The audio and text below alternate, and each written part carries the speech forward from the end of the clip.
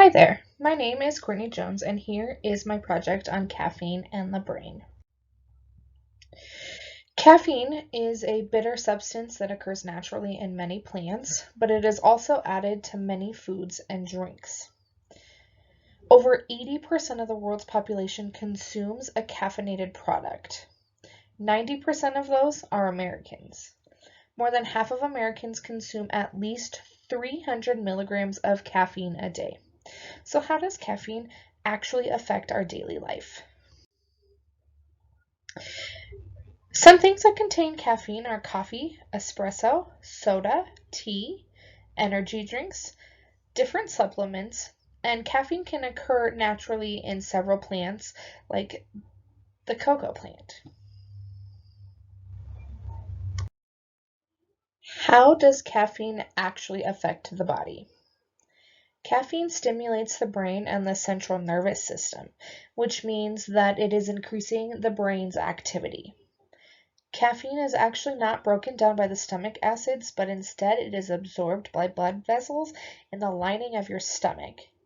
Caffeine is then distributed to all of your body tissue.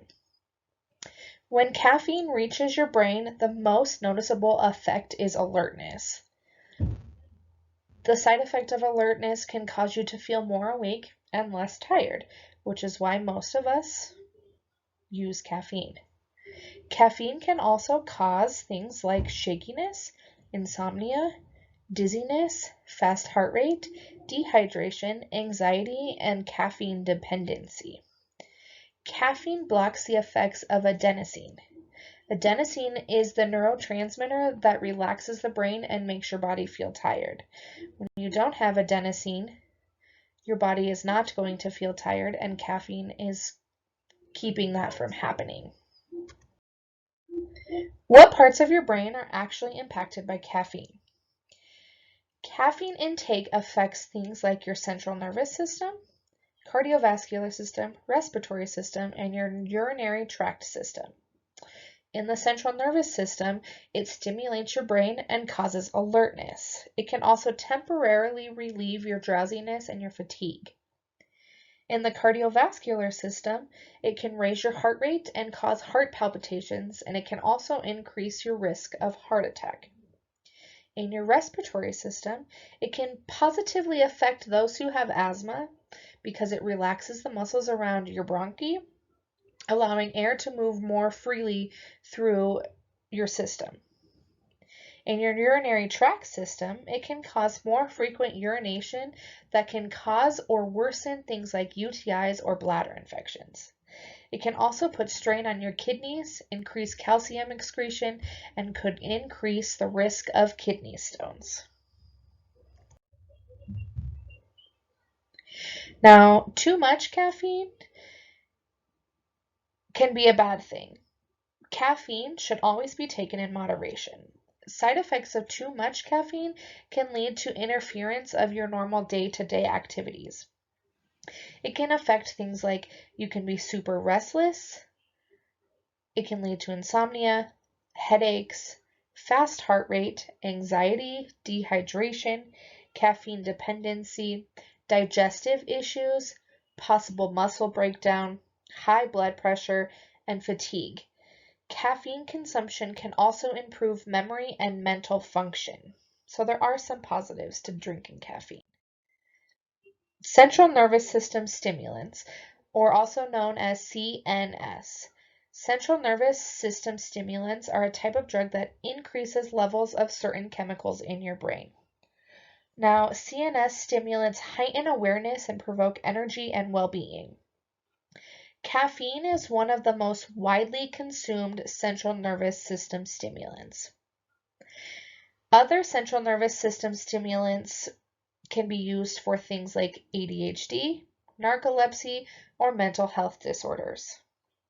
CNS stimulants have positive and therapeutic effects, but CNS stimulants are also controlled substances and can also have addictive properties. Other CNS stimulants can be things like cocaine, ecstasy, and MDMA.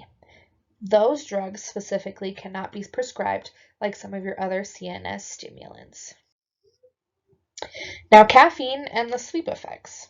So, caffeine can affect many parts of your brain, like the hypothalamus, which is a small, peanut-sized structure that contains nerve cells that acts as a control center and affects sleep and arousal. The brainstem, which is at the base of your brain, it communicates with the hypothalamus and controls the transition of being awake and asleep.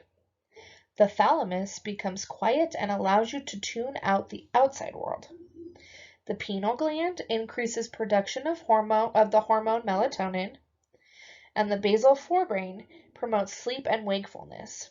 The release of adenosine cells in the basal forebrain helps support your sleep drive.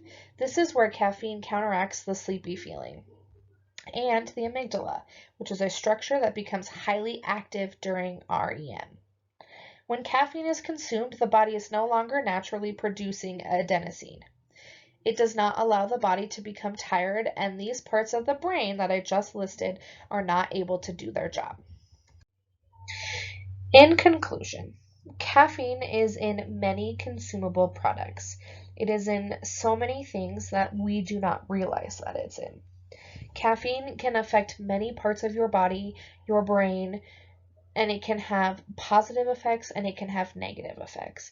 Caffeine is highly addictive. Although a lot of us like it, it may not be actually helping us in the long run. If you were to ever want to withdraw from your caffeine intake, you could start by looking at the ingredients of what you're eating or drinking. In this picture that I have posted here, it lists caffeine as an extract seed. This extract seed comes from a plant that comes from South America. This is also caffeine. So many times caffeine is listed as something other than caffeine. You could also slowly decrease your intake, but you would have to slowly decrease it to avoid withdrawal from caffeine. Caffeine has many side effects, and although some of the products may be good and you may enjoy them, you may want to think about not taking in as much caffeine to better help your health in the long run. That is the end of my presentation. I hope you enjoyed it. Thank you.